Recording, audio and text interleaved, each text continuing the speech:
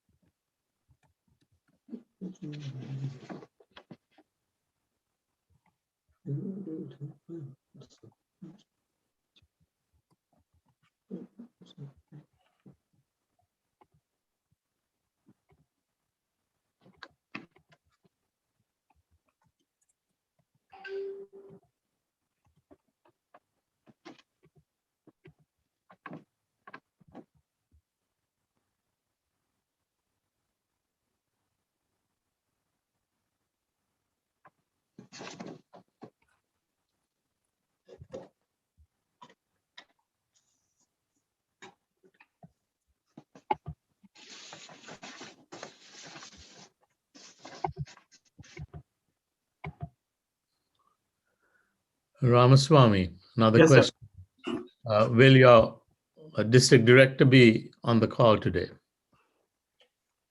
No, sir, he has an emergency. He just apologized. So he's not going to be able to join us, yes. All right. And how about your...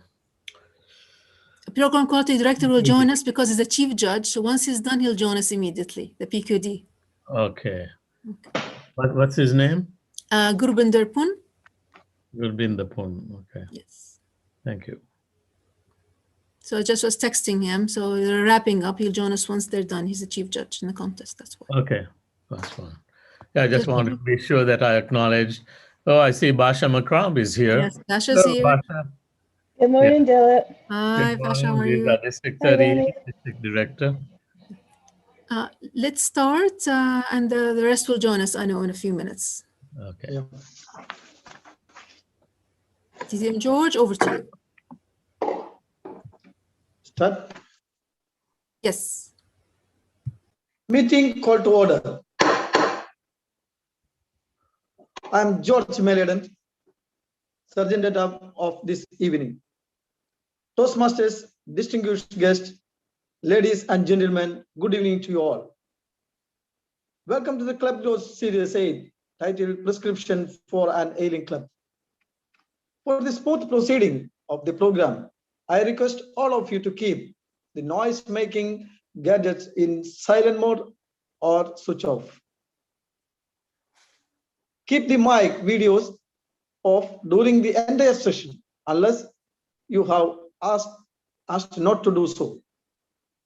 Respecting the pluralism, I request all the role players and speakers to avoid talking on taboo topics such as politics, sex, and religion. Only the respective role players' mic and video will be turned on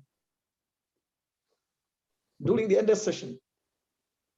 Should you wish to communicate to the speaker, admin, or host, please use the chat box and all the questions shall be addressed. I request the audience to maintain the online meeting decorum during the session. However, encourage the speakers with humble applause as and when needed by using the reaction button. Ladies and gentlemen, 2020 has been a milestone year. It was a reality check for everyone.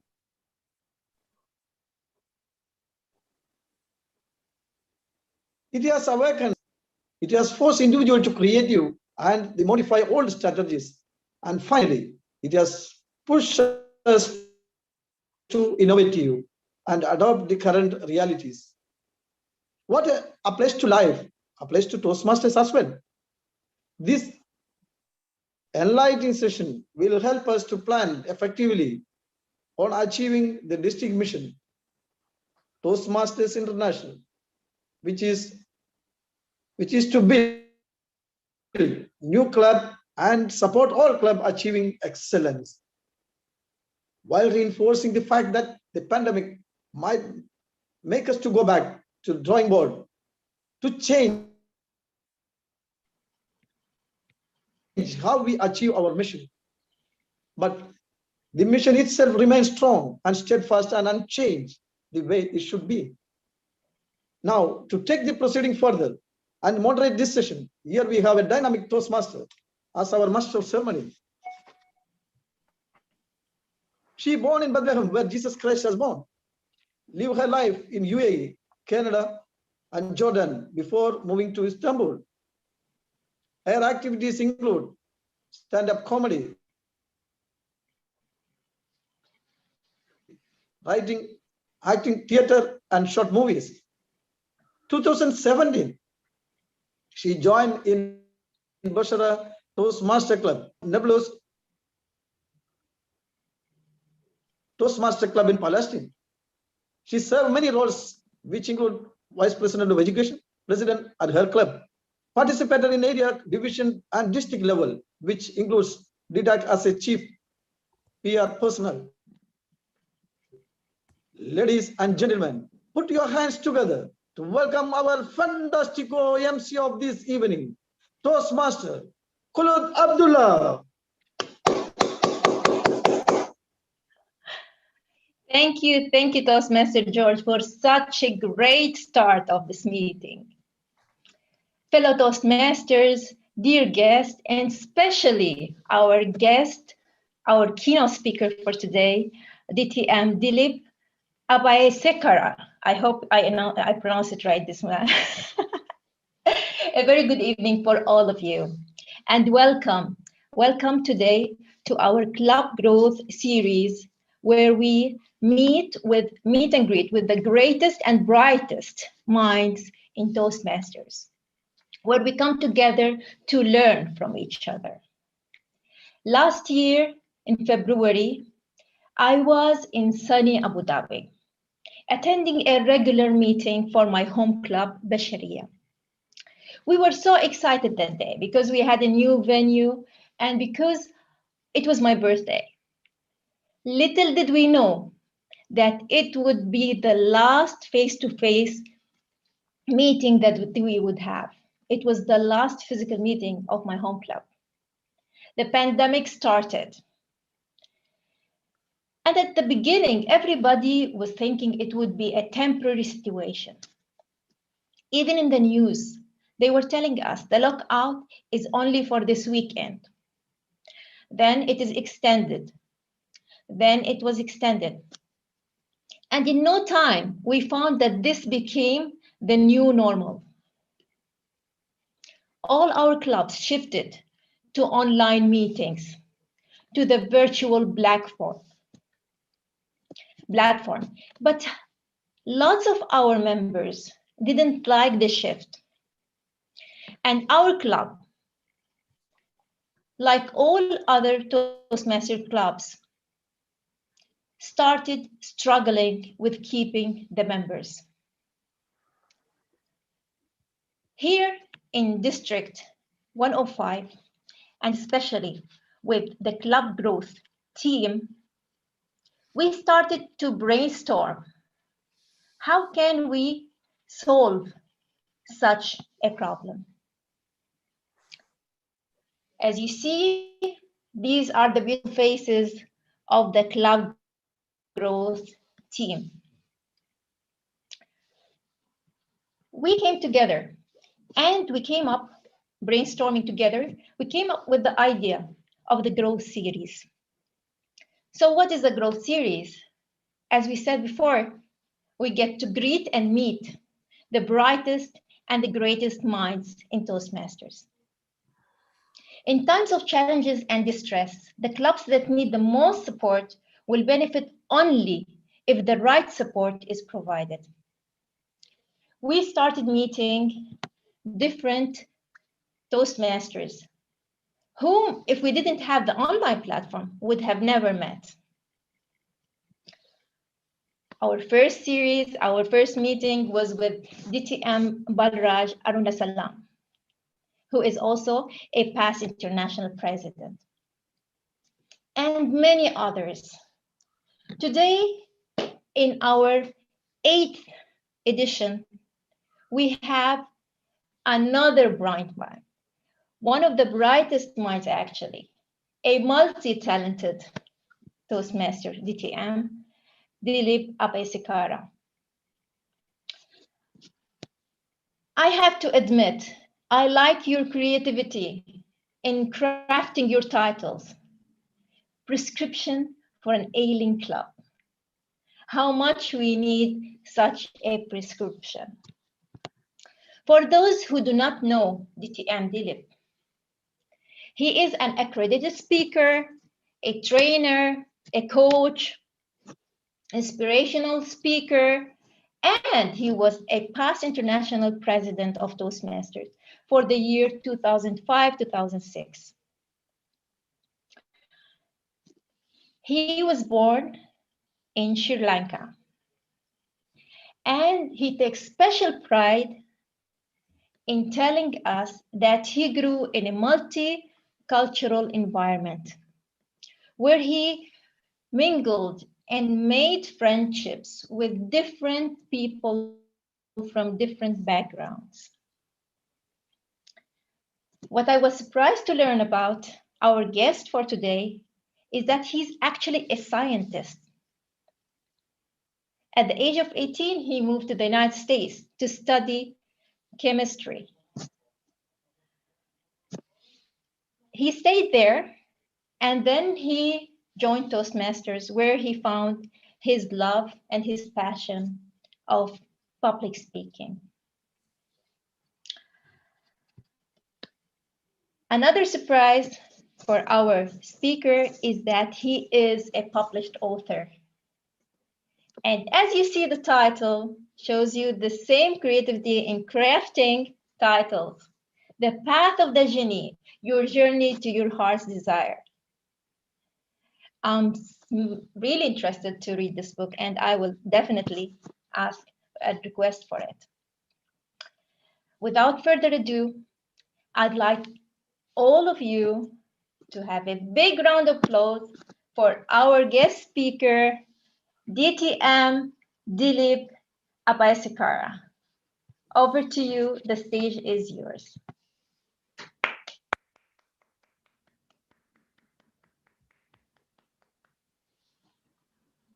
Thank you so much, Madam Toastmaster. I am turning to share the screen.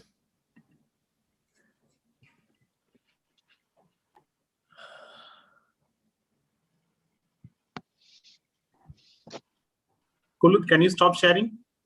Yes, I can stop. I stopped. Oh. Please. Can you see mine?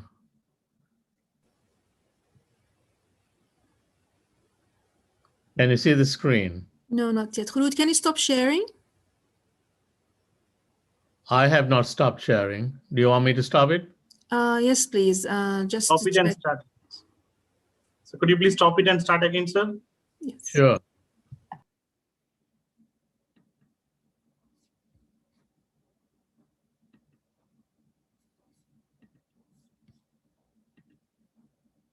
Okay, how is that? It's still black.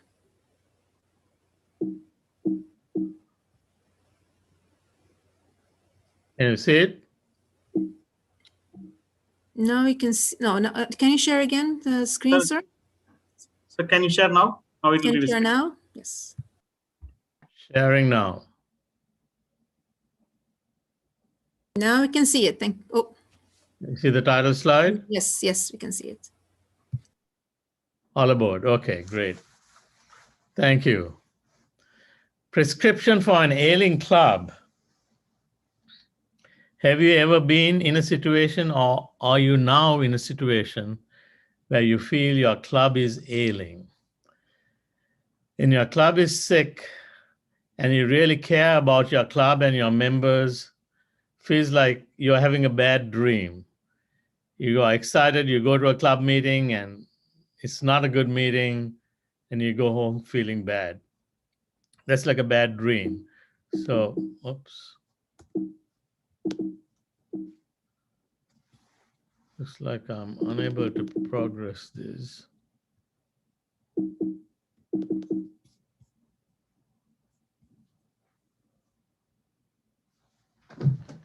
1 second. I have a little technical issues here.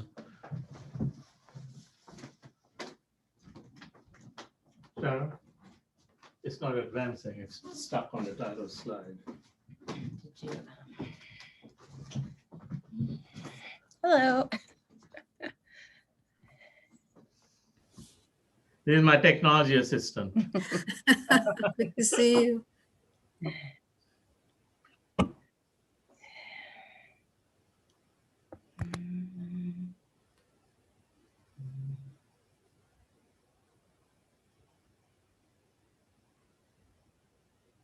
Okay, good. Thank you. All right. You're welcome. Press it down arrow. All right, can you see this? Waking up from a bad dream? Can you see the slide? No, not yet. You have to share again.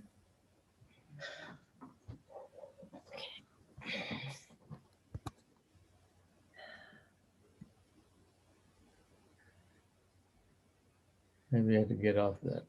No, we just need to share the screen.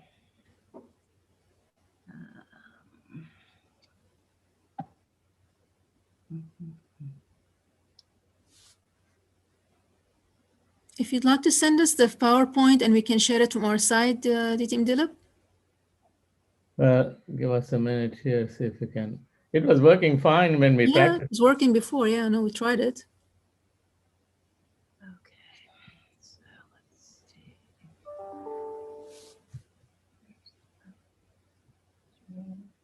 Yeah, that's a minute. All right. Share the screen.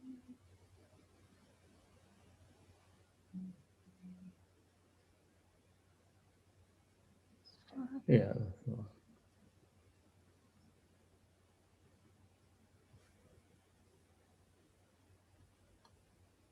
Yes, we can see it now. Okay. Can you Yes, see this? now it's progressing. Excellent. Thank you. Very good. You're good. Thank you. That's a great introduction to frustration when your club is not working and when your slides are not working. Waking up from a bad dream. Dean Ornish said the first step for healing is awareness. And one of my favorite quotes is, if you want to change the world, look at the world with new eyes. So anyone who is struggling with a bad club situation, or they're not happy, they're not satisfied that the club is functioning well, before you strive to find a solution, I think it's best to step back and ask, what is going on here? Become aware of what's not working so that then you can look at that with new eyes. What I'm sharing with you is a true story. Okay, in 1990,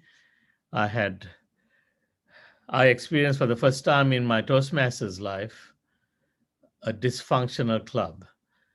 But I learned so much from that experience that it enabled me to help other clubs become functional, effective, and excellent. So I'm going to ask you a question. I have listed here on the screen 10 things that anyone can do to assess their club.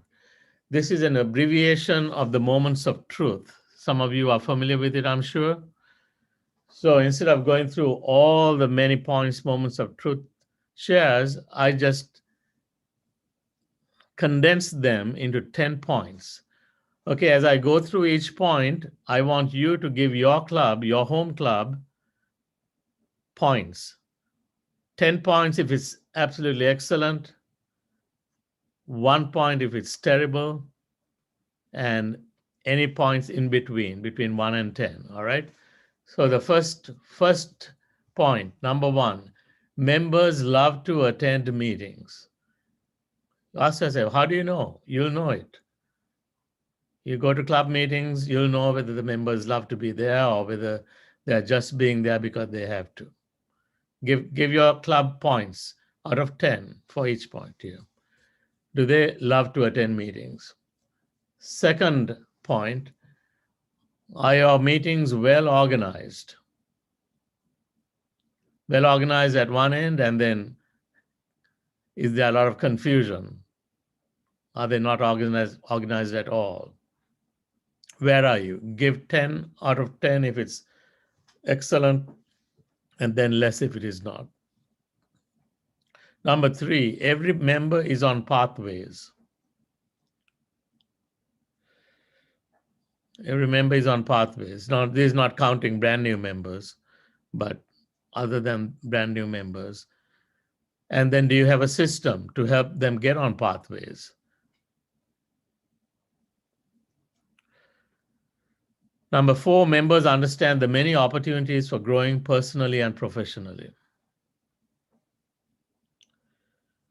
Most people join Toastmasters without having a clue as to the many benefits that are offered. So they join just to become a better speaker, a more confident speaker, or maybe improve their leadership. But do they understand the many, many opportunities?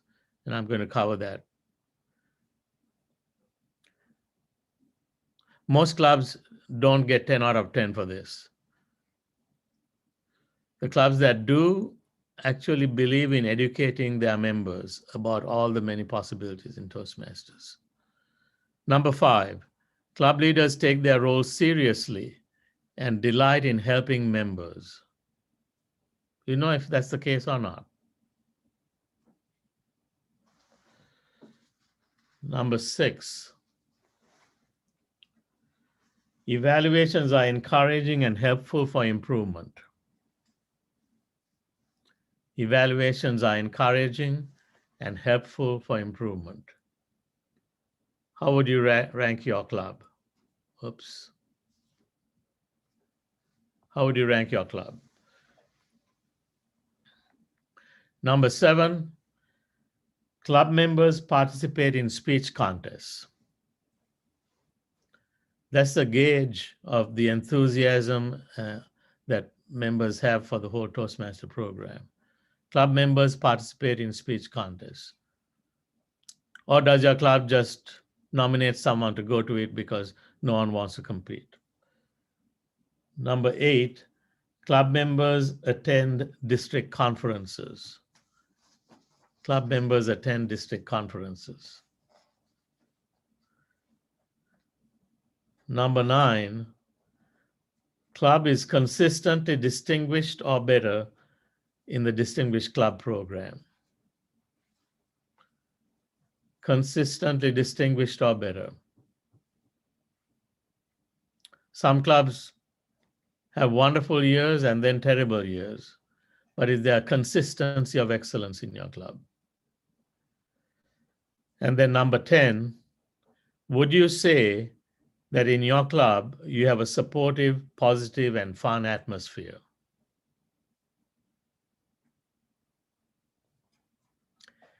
Do you feel that you are coming for a meeting with friends and family? Do you have a supportive, positive, fun atmosphere? So we just passed through 10 points here. I asked you to gauge your club with these 10 points. How many points did you end up with? If you got 10 for each point raised, then you'd have 100. Out of 100, how many does your club have? You don't have to say it out loud, but note what you ended up with. And that gives you an idea. It's a very quick idea of how your club might be doing. Then ask yourself, why didn't I give 10 out of 10 for this or 10 out of 10 for that? So I want your mind to be working on that as we go through this story about my adventures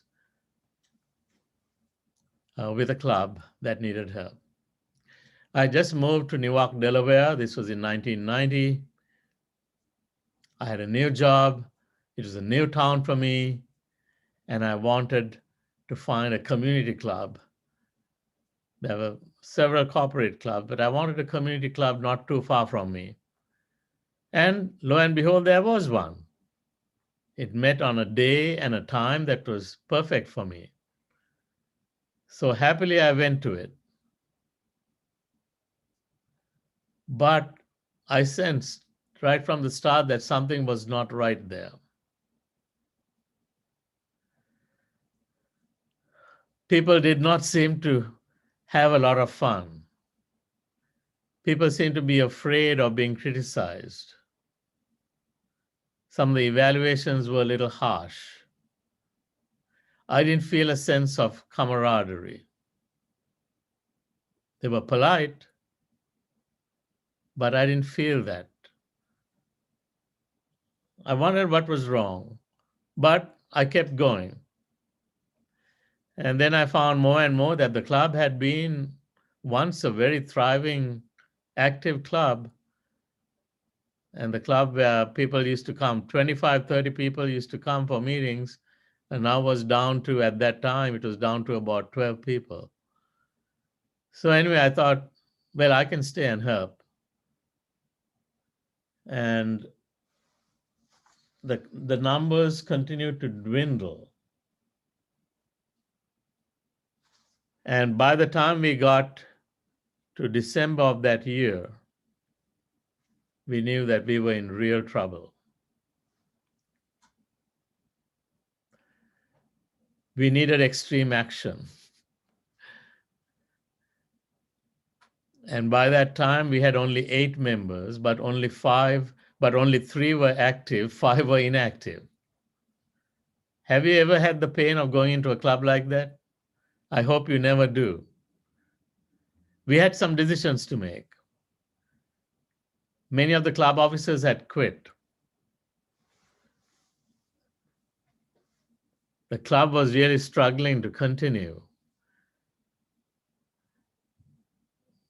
There was a very good VPE, but one person alone can't turn the club around. And he and I talked several times, and we had to decide whether the club was going to continue or not. I got a call from the district governor. At that time, we used the title district governor, asking whether we wanted a mentor for the club. So we discussed this among ourselves. We had some embarrassing moments. I remember we were having a club meeting. There were 4 of us at that meeting.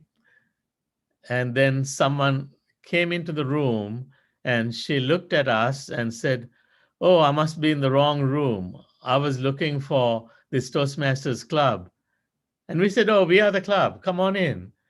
And she looked at us like, "What? Just the 4 of you?"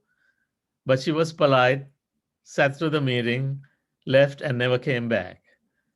Because she must have thought, these people are struggling. Why should I join a struggling club? They were embarrassing moments. And at that time, then we had to decide, are we going to fold or are we going to continue? We made the decision to continue. I wrote to the district governor and said, "Thank you for your offer, but we are going to become the solution and not depend upon outside forces. We need to just make the commitment and then do what is needed." Dean Cornish once said, "You don't need a new plan for next year. You need a commitment." So we made the commitment that we would make this work. Exactly how, we were not quite sure, but we had some ideas. And I have often said, before you plan, commit. What's the sense of having a plan if you're not going to commit 100% to support that plan? And before you commit, pray. So my support for the club was this, that there's a reason why this club is needed in this community.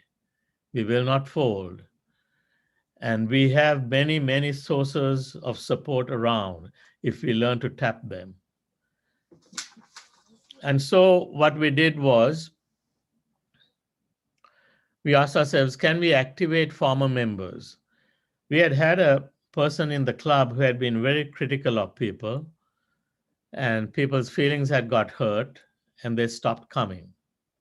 I don't know whether you've ever had that experience, but so, and the reason for that was this was a very senior member. And sometimes when there are many senior members, once in a while, a senior member can think that they have all the answers for everything. And instead of mentoring, they criticize people. And when people feel criticized, they say, I don't need to come to this club anymore because I have a hard enough time at my job. I wanted to have some fun here and I'm not having it. We had more than 20 people. We did phone calls and surveys.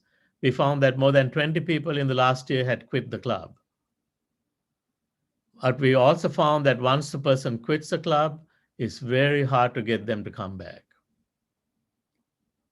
So that was a learning point. And we realized that in order to have a good club meeting, we need to have an audience for our speakers, and we need to have an audience for our guests. So how are we going to get that? The key, at least for this club, I'm not saying this is for every club, was my idea of having a roving recruiter. Who is a roving recruiter? I became a roving recruiter. And what I did was I called the clubs around that town and in the next town and said, I was new to the area. I would love to come and be a guest speaker at their club meeting. Would they like an extra speaker? And all of them, I think I spoke at about 5 different clubs. They said, yes, we'd love it. So I fashioned a speech about the promise of Toastmasters, what it offers, why it's important for every community to have a club. And I told them about our club, that we needed help. And Toastmasters always help each other. I asked them whether they would consider coming to one of our club meetings, become a member of the audience, and support us until we got on our feet. And many of them said yes. And soon we had these Toastmasters coming to the meeting. So many of the people at the meeting were not members of our club. They were members of other clubs. But of course, they understood the program. They were a wonderful audience. And guests who came saw these 12, 15 people at the table and thought, oh, this must be an active club. And they enjoyed the meeting. And because we insisted that every meeting would be an excellent meeting, that we would have fun, that we would learn and grow, and we worked very hard to put on top-notch meetings, those guests frequently said, I'd like to join your club. And what's even more interesting is that many of the guest Toastmasters who came from other clubs said, you know what, I'm having a lot of fun here. I'd like to join your club also.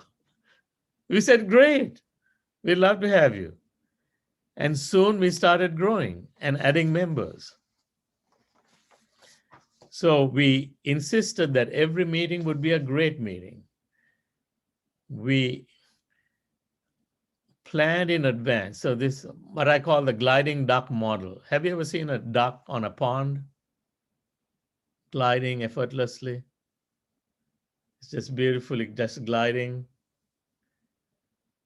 It looks like, oh, it's just gliding, like it's sliding on ice. It's effortless. But have you looked under the water and seen what its feet are doing? Its feet are paddling, right? Feet are paddling like crazy. But on top of the water, it's just gliding smoothly. The gliding duck model. So we insisted that every meeting be planned to the minute. We worked hard on planning. We had agendas, printed agendas. And previously, sometimes we were lucky to have a printed agenda. But it was not just having the agenda. We had the people who were going to do the roles for that meeting coached and ready to do a good job. So one of the principles we found was when people do well at a meeting, they are proud of themselves, they're happy they contributed. But if they do poorly, they feel bad and they might not come back. So make sure that anyone who is doing a role at the meeting is getting coaching or mentoring in order to do as good a job as they can. So we have coaching for the meeting roles. We insisted on educational meetings. Those days, this was before pathways. So we had manual speeches, and every speech had to be a manual speech. And we insisted on the SPF factor. What is SPF? In the United States, where most people are fair-skinned, they have something called the SPF factor, skin protection factor, to put on so you don't burn the skin during the summer season. This is not that. This SPF stands for supportive, positive, fun. Supportive, positive, fun. At the end of each meeting, we should ask ourselves, did we have an SPF meeting? Was it educational? Did people seem happy to be here? Were the guests acknowledged? And were the guests invited to come back? And every member was called upon to bring a guest for the next meeting. This became our pattern. We attended to the 4 parts of a successful meeting. Before the meeting, filling roles, we had to make phone calls and emails, do coaching, mentoring, and so forth. I remember one time when the contest master for our club speech contest had never been a contest master. So you don't just appoint someone to be contest master and say, okay, here's the rule book, do what it says. No, you call that person aside and say, let's work on this together so you're going to shine and you'll be confident there when you get up to be the contest master. So we had that kind of coaching and mentoring going on, an agenda that was prepared with all the details. And then just prior to the meeting, you can plan all you want, but sometimes someone is sick, someone is held up at work, a speaker doesn't show up. So you got to make last minute adjustments. Then when the meeting starts, we make sure we have an SPF meeting. And if we paid particular attention to evaluations or recognition, when people achieved an educational designation, it was a cause for great celebration in our club. And so people wanted to come because this was a fun place where they were learning and growing. And then the post-meeting. Post-meeting, the officers did this. We made sure that we established relationships with guests and new members, get to know people. And we follow up with things that are said we will do before the next meeting. In my club, we frequently now, as this club is gelling, you see how the club that was failing is now advancing. Frequently, several of us would go out for dinner after the club meeting or go for a cup of coffee just because we were forming friendships. So there are the 4 aspects of a meeting. And that post-meeting allows us to have a better meeting the next time around because we fix the things that didn't quite work and we come back to have a better meeting. These were the things that we were doing between January and May that next year. You know what we found? Visiting Toastmasters wanted to join, guests returned, many of them joined. We started to get educational completions. People started building pride in their club. They love to tell other Toastmasters what club they belong to. And by the end of the Toastmasters year, by May of that year, we were still not distinguished because we were way down when we started. But we survived and stabilized. Now we knew what it takes to have an excellent club meeting. And by that time, we had enough members that we could fill all 7 club officer positions. See, these were the results we came up with. This was 1991. And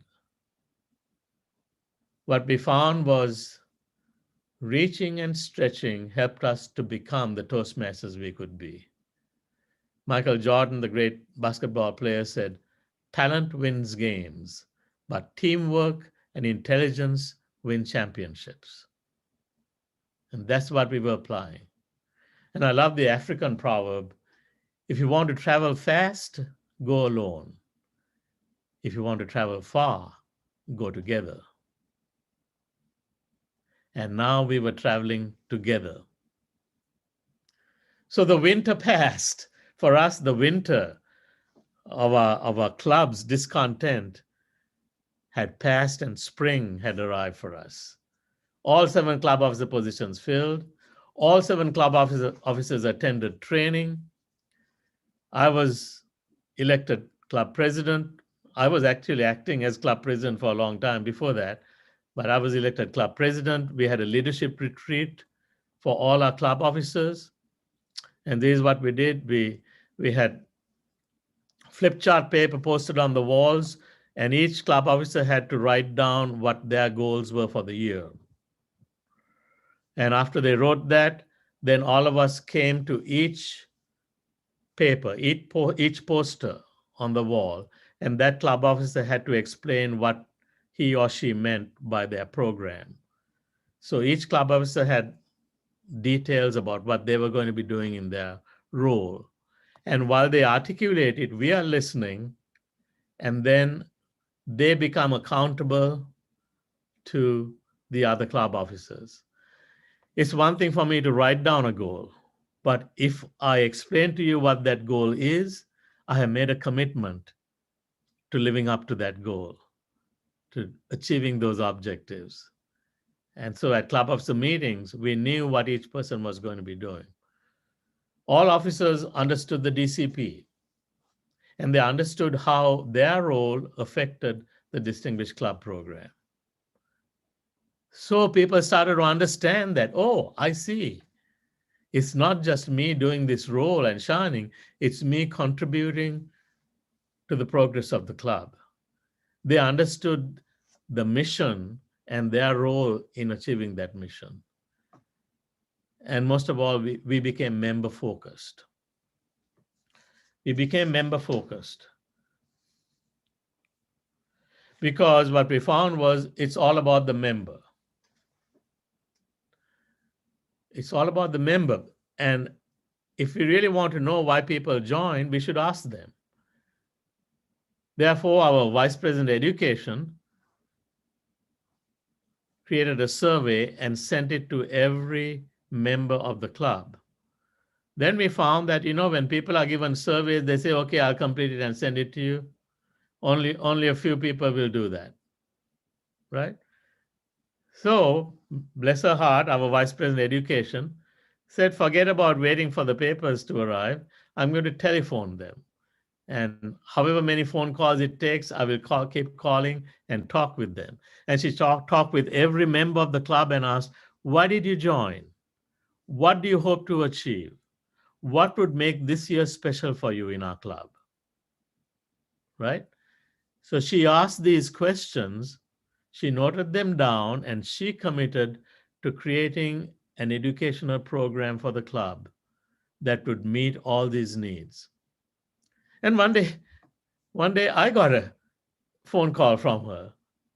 I said, Sylvia, why did you call me about the survey? She said, well, because you're a member also.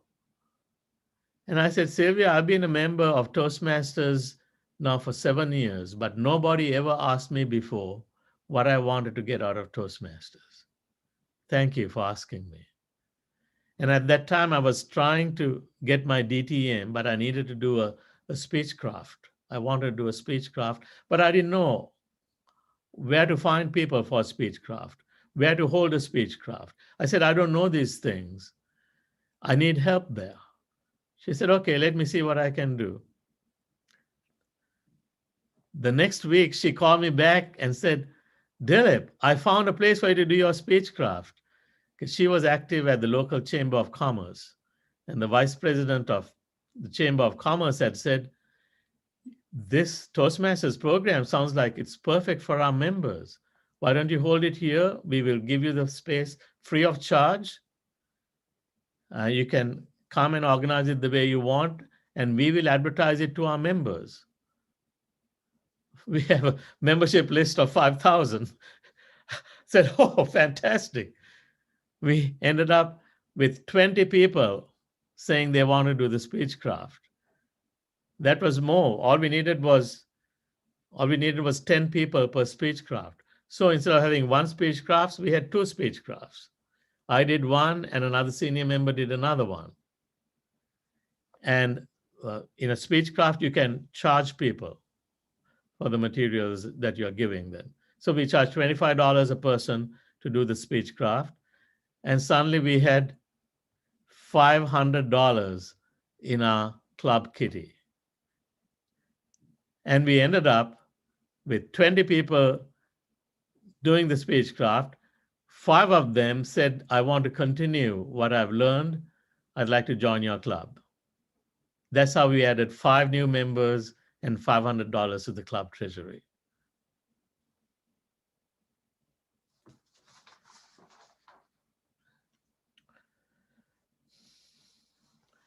Then we did something that I call introducing people to the Toastmaster banquet table. In 1988, I went to watch my first Toastmasters World Championship of Public Speaking. The winner of that speech contest, the 1988 world champion, was Jerry Starkey. He had been a member of the board of directors. He served as an international director. And then after that, he decided to try competing. And lo and behold, he won the world championship. And when he was interviewed, he was asked the question, Jerry, you have just done so well in Toastmasters. In leadership, you went all the way to the board of directors. Now in speech contest, you end up winning the world championship. What keeps you so active and driving and getting the best out of Toastmasters? And Jerry thought for a moment, and then he said, I view the Toastmasters opportunity like a banquet table. It's a great big table with all these delicious foods available to us. So one pie might be called the competent Toastmaster, what we call the competent communicator now. Another one might be advanced Toastmaster. Another one might be club officer. Another one might be international officer. Another one might be speech contestant. Another one might be doing a speechcraft or youth leadership. I started sampling these. I found that for years I had only done just one pie. But now I wanted a taste of each one of these. And it has been so much fun. And I've learned so much, and I'm still learning. That's my secret for me to enjoy what is there on the banquet table. And so we said, we are going to share with our members all the opportunities that are there. And soon we had our members coming to district conferences. We had our members volunteering to take on roles at the speech contest, to take on roles at the area, division, and district conferences, to take on club officer roles. They were building pride in their club. And so it was so easy to invite guests. When you're proud of your club, yes, you'd like to bring a guest. If you're not proud, you won't be bringing guests. So build that pride, and so soon we had lots of people coming to visit the club. And I put a bullet point here, how we added 11 new members in 3 months. So at one point we said, you know what, let's have a competition, a friendly competition to see how many members we can add to our club. We divided the club members into 2 teams, red team and the blue team. And their job was to bring in guests. You can't control who joins the club, but you can control how many guests you bring. And we gave points, 1 point for every guest that is brought, 2 points if the guest returns, 3 points if the guest joins. And at the end of each club meeting, we had to report, how is red team doing? How is the blue team doing? Who's winning? At the end of 3 months, The losing team had to buy a pizza dinner for the winning team. You see, so we made it fun. And at the end of 3 months, we had 11 new members added to our club roster. We had recognition, celebration, camaraderie. And to this day, many of those people who served as club officers are friends. Even though we live far away, many of us have moved, but we still keep in touch because of that magic that we experienced in growing the club. So here's a description of the Toastmasters banquet table. I'll go through it fairly quickly because time is flying. Toastmasters banquet table, manual speeches or pathways projects, leadership training, club, district, or regional officer positions. So this is part of your leadership training. Club meeting roles. Every time you serve as Toastmaster or general evaluator or timer, you're learning skills. Educational awards. Yes. Speech contests. Speechcraft and youth leadership. That club had never done a speechcraft or youth leadership before. We ended up doing many speechcrafts, many youth leadership, because we realized this is not a secret we want to keep to ourselves. We want to share it with our community. More on the banquet table, district conferences, opportunities for leadership and service. Look at you. Many of you have worked hard to put this together. CGD Rania, my hat's off to you. You have organized something that benefits all your members and brings people from around the world to help your district. That's outstanding. But look at people like Ramaswamy, our Zoom master, and all the others, and perhaps your PQD has joined us, but all the others who are helping make this happen, they are actually polishing their leadership and communication skills. The accredited speaker program, too many clubs don't know about it, they never talk about it. I encourage you to find out about it. It's on the website, Toastmasters website. Mentorship opportunities. There's some magic. Once you have advanced to a certain level, you start really enjoying mentoring others. And when new members come, it's such a relief for them to know there are senior members who are willing to help them, encourage them, and help them discover the magic of the program. Coaching opportunities. You can coach the club, you can coach individuals. International connections and speaking opportunities. Unfortunately, due to the pandemic, we have had to cancel many of our opportunities to meet in person. However, we can still meet, right? We are meeting together now across the ocean. Transferable skills for all of life. What do we mean? I think it's very important for people to understand that they are not learning some skills to practice only in Toastmasters. They're learning skills to become better in every sphere of life. You as club officers, can you share this with your club members? They're learning skills that will help them at home. Some of you are parents, some of you are grandparents. You learn how to listen to each other. Listen to your children.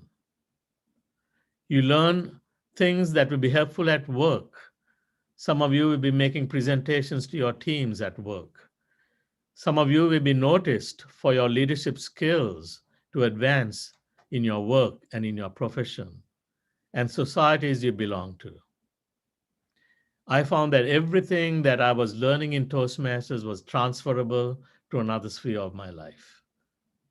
And once you do that, you say, wow, Toastmasters is not just for a club meeting. Toastmastering is for life. And then people want to be active in the club because they're learning and growing and becoming who they could be. So we went from ailing to prevailing. In that first year when I joined my failing club, we were last in the district. They used to rank the clubs.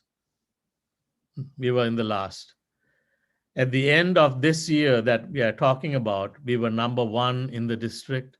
And those days, Toastmasters International used to rank clubs worldwide. And we were number 3 worldwide for a club of our size. We had gone from only 8 members to 39 members in 1 year. We were presidents distinguished, right? This is all like magic, but it wasn't magic. You see what went into it, because we had discovered the prescription for an ailing club. So since that year, my club, the Greater Newark Area Toastmasters, has produced many district leaders, district speech champions, world championship finalists, one accredited speaker, one international president.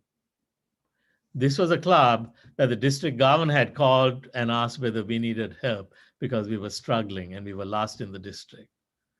Who would have predicted that, right? And the thing is, it wasn't just for us, it's for everybody.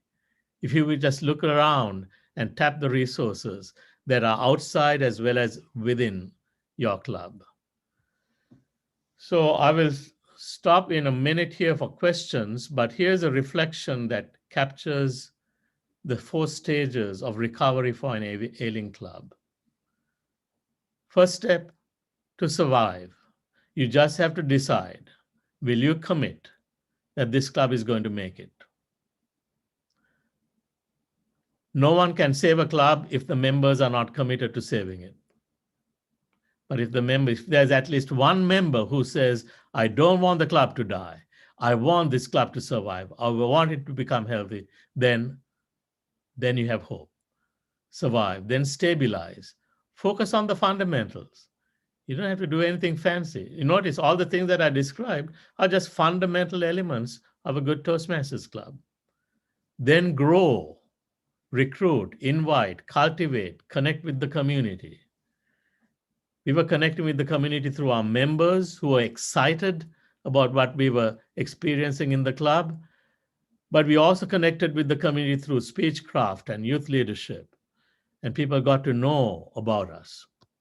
And then because members started to shine, they were winning speech contests, they were running for office in the district, we were a force, we were becoming a force. And then you shine. In order to shine, it's nothing fancy, just embrace the opportunities for joy and excellence. Because we had so much fun. For me, it was like going to a party every time I was getting ready to go to a Toastmasters club meeting, because that's the atmosphere we had created. So I'm going to stop there. We have time for some questions, and I believe CGD Rania is going to facilitate that. Yes, thank you, sir. And amazing talk. I mean, you always, if you go by the book and get back to the principles, things are just right before us, but we just forget about it and we tend to complicate things. So thank you so much for sharing your amazing experience. And all of us, I'm sure, can relate to that. And it's not only because of the pandemic, it has been always been the case, even before the pandemic. So some people, they blame it on the pandemic, but this has been, I've been a member for 16 years and it has happened to my own home club as well. So we go into phases. So it's relevant even before the pandemic, and even after the pandemic, this is also applicable. So I had a number of questions that were shared beforehand. So one of the questions is, sometimes leadership is thrust upon members and they are taken up half-heartedly. Now, this leads to the overall poor performance of the entire club. How to handle this situation? Yes, very good question. Leadership is thrust upon members and then they are left to sink or swim. Yep. Right? Yes. And when they have a bad experience, they Really? don't like it and they will not stick around, they will probably quit. Yep. Therefore, that's why the role of coaching and mentoring are so important. We put upon our senior leaders or senior members, they don't even have to be a club officer, but if they have experience and they have the right attitude, we wanted to support every club officer. So that's why we had mentoring was a big thing in our club turnaround. And the mentor doesn't even have to belong to your club. If you know a great Toastmaster who is willing to mentor someone. And nowadays, distance doesn't matter. You can get on the phone, you can do a Zoom call, you can connect with them in a number of different ways and make sure people are getting the support they need. Sometimes I use this system to mentor someone. They want to know how, let's say, for example, someone comes to me and says, oh, the VP has asked me to be Toastmaster for the meeting coming up, for the second meeting coming up next month. I'm really nervous about it. I've read what the Toastmaster does, but I'm not sure that I can do it. I said, no problem. I will be the Toastmaster at the meeting before that, or 2 meetings before that. I want you to observe carefully what I do. So it's I do, you watch, and we talk. Then the next meeting, I would say, I want you to volunteer to do one little part of what that Toastmaster will be doing, just for you to get the experience. And then after that, we will talk. So it's, if I'm not the Toastmaster, I still would call it I do. First of all, I do, you watch, we talk. Then I do, you help, we talk. Then I say, okay, you got it. Now you do, I'll watch, and we talk. So I give feedback. This is what you did well, but this is private. In case, because we don't want to embarrass anyone. This is what you did really well, and I love the way you encourage this person. I love the way you introduce this person. So you do, I watch, we talk. And this is one little area you might want to improve, and I would point out something. And then the next time, you do, someone else watches, and you talk. Because your job is to help bring along people. You follow? Yes. Yeah. So we mentor people. Effective clubs don't thrust jobs and roles on people without providing them the resources and the support. So that's what I would say. That's a long answer to that, but these are things that I found to work. No, it's a brilliant answer. And I think probably this answers the next question. As a club president, what are the best practices on how to handle club executive officers who are not delivering? Great question. And I went through that too. In that year, I remember one officer, he had all the qualities to shine, but for whatever reason, he wasn't. He was a vice president membership.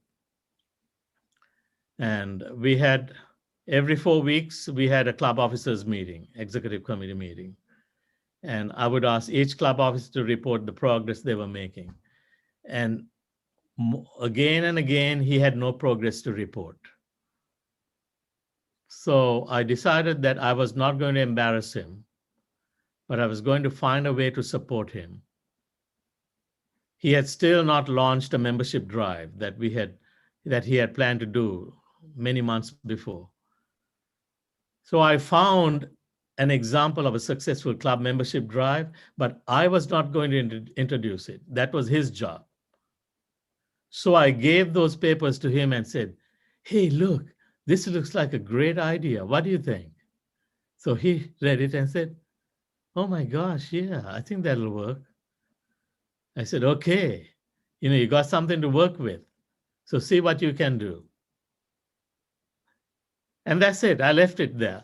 That is, you must treat each person with dignity and respect as people capable of the job, but make sure they have the tools and the encouragement and your support. As club president, it's very important they feel that the club president believes in them. Well, at the next meeting, this gentleman gets up and says, oh, I have an announcement to make. We are going to have a club membership drive. And he goes through that paperwork I had given him. And he gave it like it was his own idea, and that was fine. and I said, oh, that's fantastic. That's just what we need here. And so we supported it. And it was, as I mentioned before, it was that membership drive that launched. In 3 months, we had 11 members. And because it was he brought it up and I gave him 100% of the credit, he began to shine. So give people who are not doing well, give them small victories. And when they have small victories, then they start dreaming bigger. But if they feel that the club president does not believe in them, that is deadly. You must believe. You must believe the best of your members. Which brings up another interesting question. So how about if the president is not active? What to do now? Well, we were there too. In my example of an Ailing club, by December, we had actually one club officer left from the ones who had committed in July the previous year. So then people step up to the plate. I became actually, basically, I was an acting president, even though I didn't get credit for it. If people are willing to step up and contribute, that club will prevail. They will find a way to win. Tap the inner motivations of people. This is what I found in leadership. People do things for their own reasons. But if you discover what their reasons are for being a Toastmaster, and then you help show them how their reasons dovetail with the vision and mission of the club, you'll find that then they have a reason to contribute and lead and advance that club. Okay, now the discussion is intensified. Another follow-up question. But Okay. sometimes there are members who just want to take the credit. I mean, they wouldn't do anything help unless they get the credit, which is a fact. What's in it for me, they would say. Right. That is true. So how to tackle that?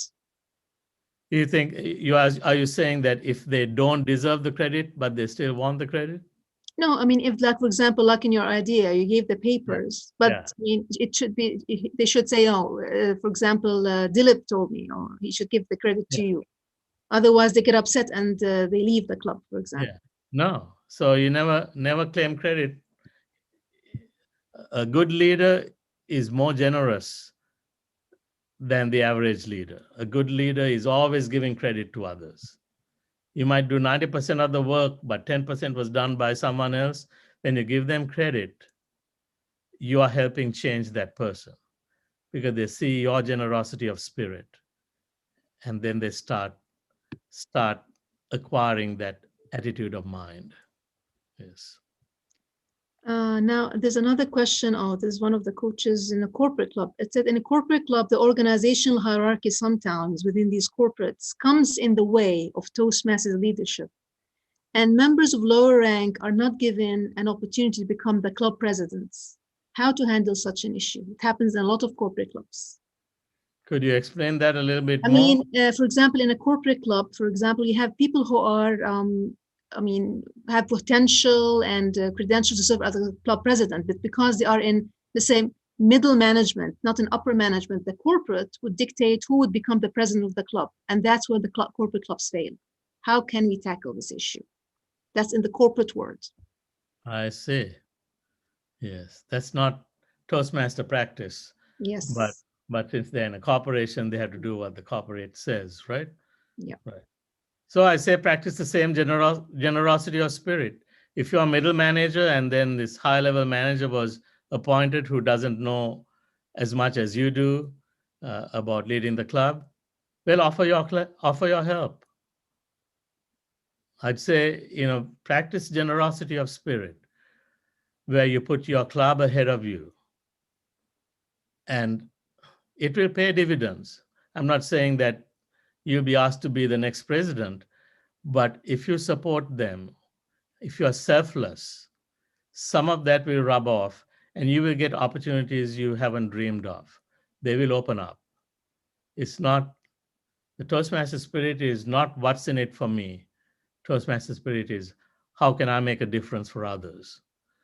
And if you hold that onto that spirit, really, you will never lose. Another question here. When do you decide to let a club die? For me, I think a club can be left to die when nobody wants it to survive.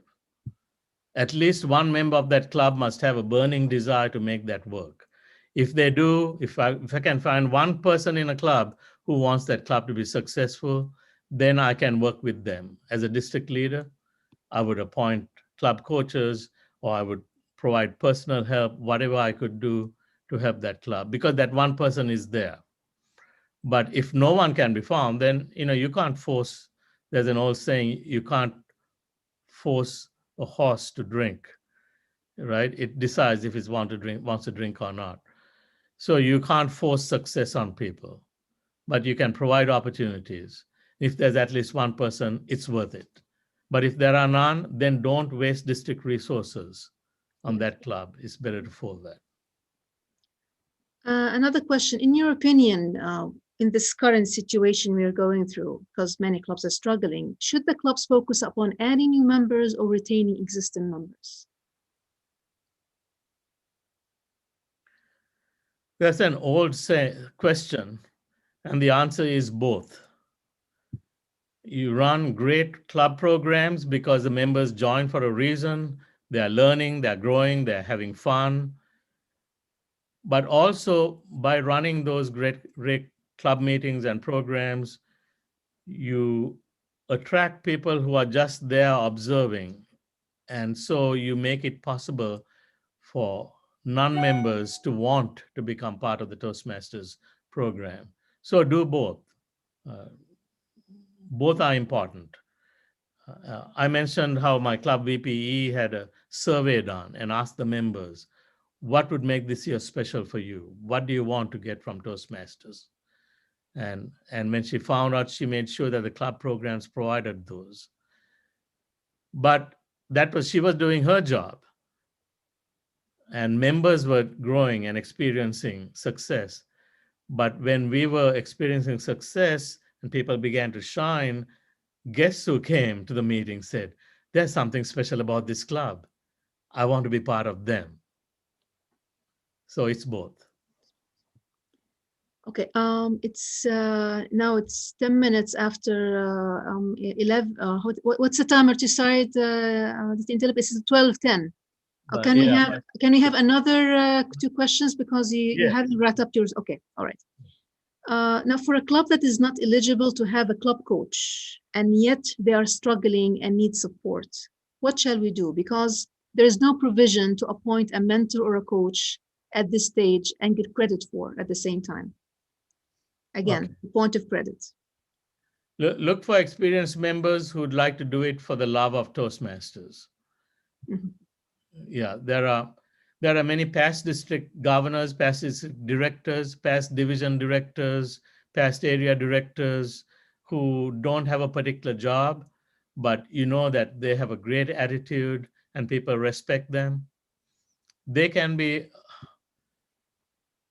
unofficial members and guides and supporters for clubs that are struggling, right? Tap them.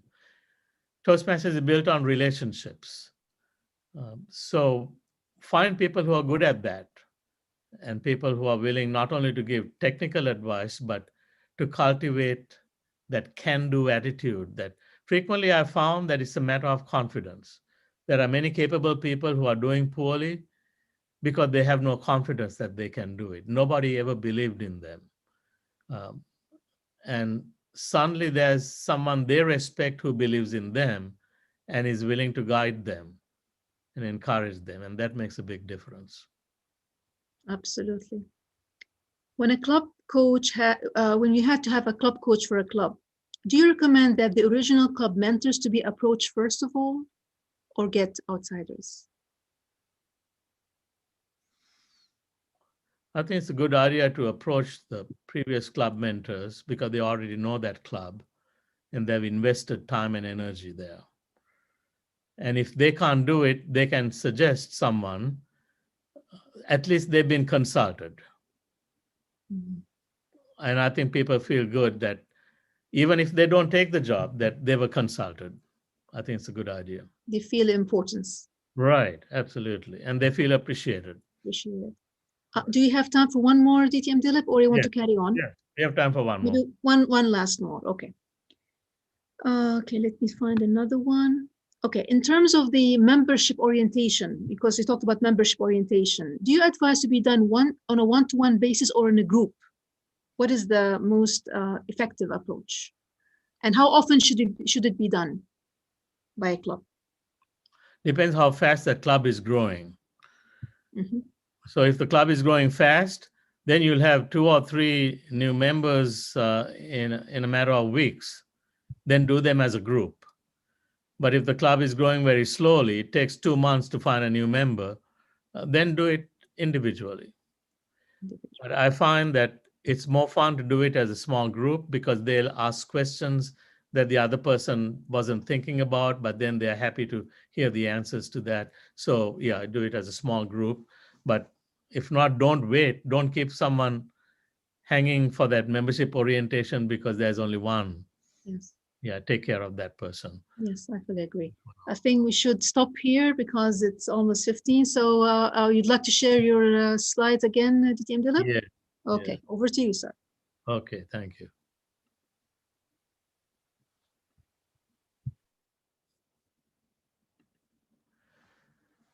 So here's a slide we ended up at, the 4 stages of recovery for an ailing club. Survive, stabilize, grow, and shine. You notice that we didn't say shine right from the start, right? Because my club at that time had gone through such a bad experience, in my mind, we were going to be President's Distinguished. But I never even mentioned that because they would laugh at me, right? So I didn't even bring that up. I said, let's just get through this. So you go through steps, survive, stabilize, grow. Now, as we were growing, now people could believe. And we became number 1. But we went through a process.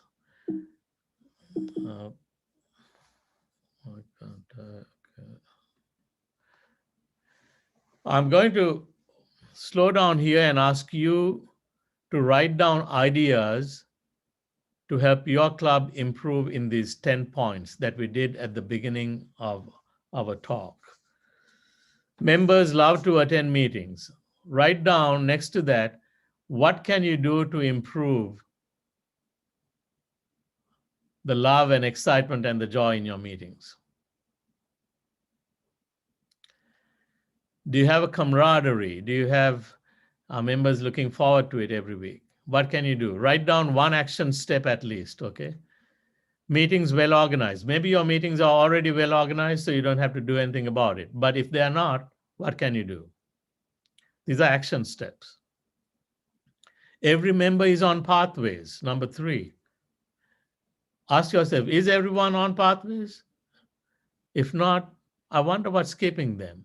Make it a point to telephone them or call them, contact them and ask, what can I do to help you get on pathways? And they might tell you, it's confusing. I don't know how to start. Say, no problem. Hey, we get on the phone together, or we get on a Zoom call, or I'll guide you through that. Number 4, members understand the many opportunities for growing personally and professionally. Remember the Toastmasters banquet table I talked about?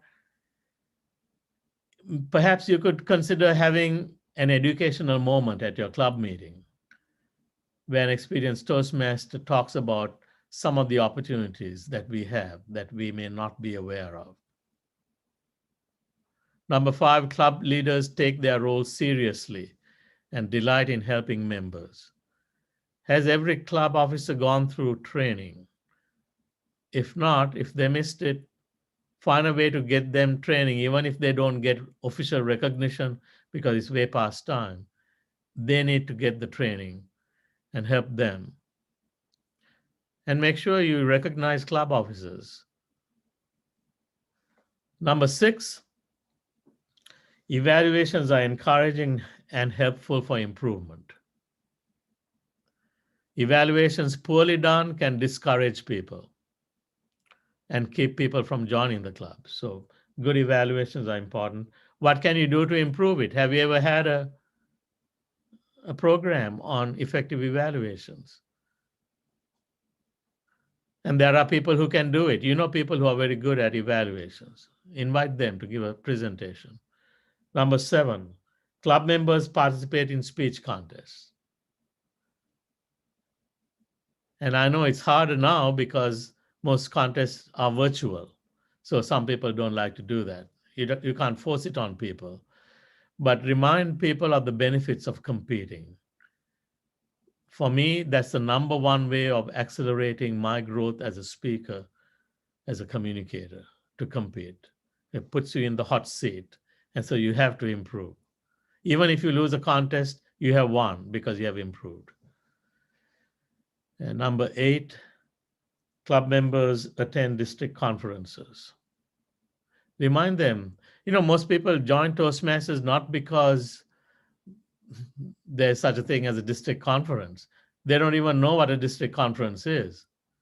They just want to get better at communicating or leading or some aspect of that.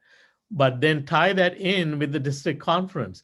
Hey, now you get to see and meet and hear from people outside our club who have exceptional skills and have a great message that will help you.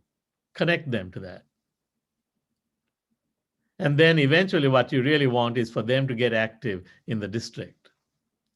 Number 9, club is consistently distinguished or better in the DCP. So this is something that's very important for every club to know, that they are not just running that club for that 1 year. You're part of a process. So what you want to do is mentor the incoming leaders.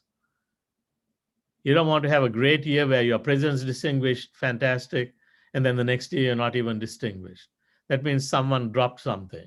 You didn't pass on those skills and learnings you had acquired. Pass it on. And number 10, do you have a supportive, positive, and fun atmosphere? Supportive, positive, and fun, SPF, okay? If every club became an SPF club, learning would be much easier, much more fun, and people would want to come to the club meetings too. So write down action steps for those, take it back to your club. If your club leaders are not present for this webinar, share it with them, and then come up with a plan to put those action steps into practice. And when you do that, I go to my last slide. And this slide says, embrace the joy of Toastmasters. Notice I was not giving a business webinar today. I was talking about something I love, Toastmasters. I was talking about something that changes people's lives for the better. I was talking about something that improves our lot in this world and helps us improve others' lots. So I like this quote by Hubert Humphrey, a statesman of the United States many years ago. He said, the greatest healing therapy is friendship and love. The greatest healing therapy is friendship and love. I talked about a prescription for an ailing club. Even before you talk about the technical aspects of a great club, foster friendship and love, joy, consideration, respect, building the dignity of others. And you find that Toastmasters is a wonderful place that is perfectly designed to help us all grow, not just in our accomplishments, but as friends. And then there will be no more ailing clubs. Clubs will be successful and joyful, and they will grow. With those comments, I conclude my remarks. Return control to you, Madam CGD. Thank you so much, ETM Delep, for this wonderful wrap-up. And I'm sure all of us have, as I said, have been touched by your wisdom and experience over the many years being a servant leader in Toastmasters International. We've met personally over the past years in the International Convention, and I always, admire your humility and the way you approach people. And thank you so much for honoring us on this growth series. Thank you so It's much. really I indeed our feel honor. honored to address you. Thank you And I so wish much. you all the best. District 105, may you continue to have great success. Thank you so much, sir. And with this, I'd like to hand over to our glamorous MC, Khulud, all the way from Istanbul. Over to you, ma'am.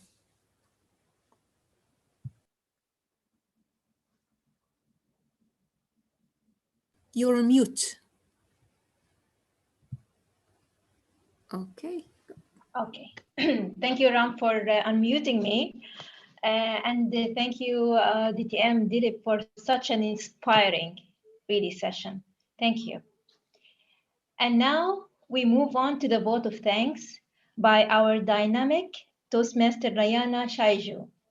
Nayana Shaiju is from Dubai, and she joined Toastmaster in 2011. She served all ExCom roles before she moved to different area and district roles.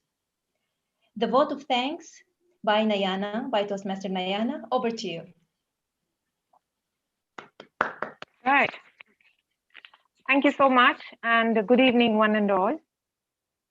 Let me start with the quote which was presented by DTM today.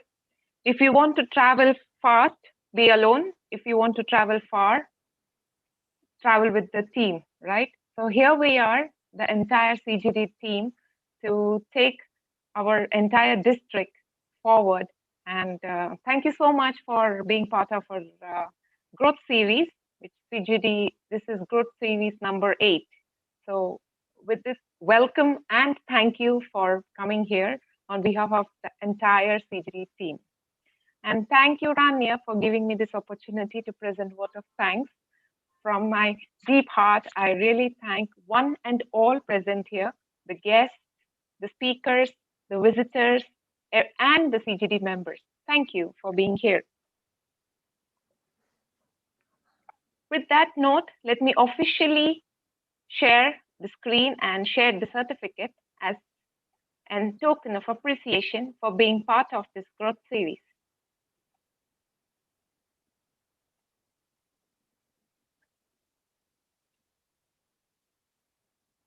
Thank you once again, sir, for coming and being part of District 105, DTM, AS, accredited speaker, Dilip. Thank you so much. Thank you so much. I appreciate it. Hope to see you again. Yes. All the very best to you all. Thank you so much. And then we had a dynamic member of our CGD team, a little bit strict, but very, very kind. He started the meeting with a bang. Thank you, DTM George, for that wonderful Sergeant at Arms opening.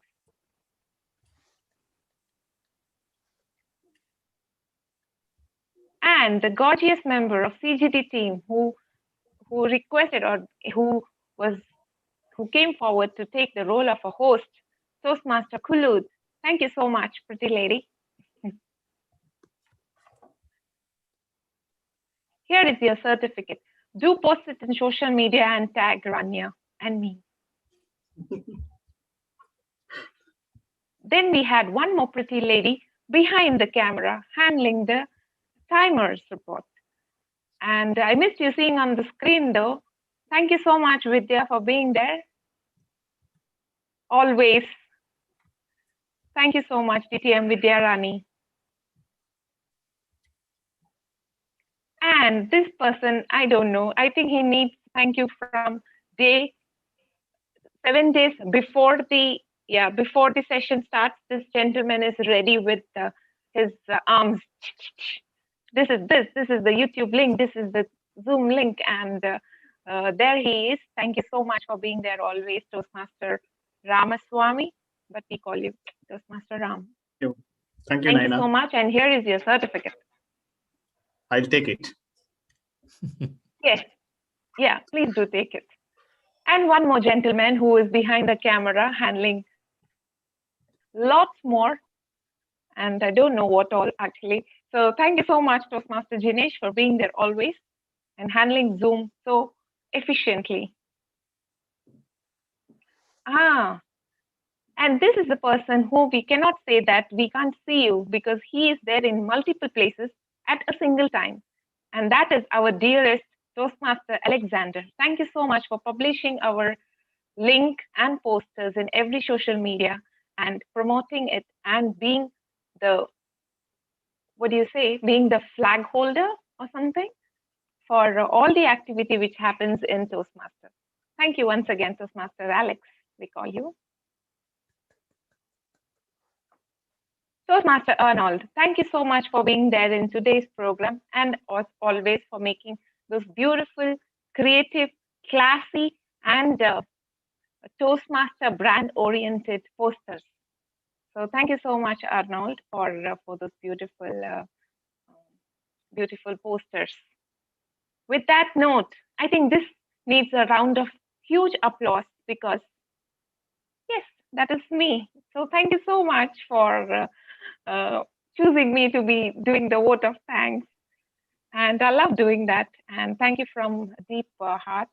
A huge gratitude for everyone. And also all the participants. It's time to use the reaction button and say that we are all in this. We learned a lot and we are going to go back and implement this with our XCOM. We are senior members. We are going to sit together and share each and every nugget which has been shared today.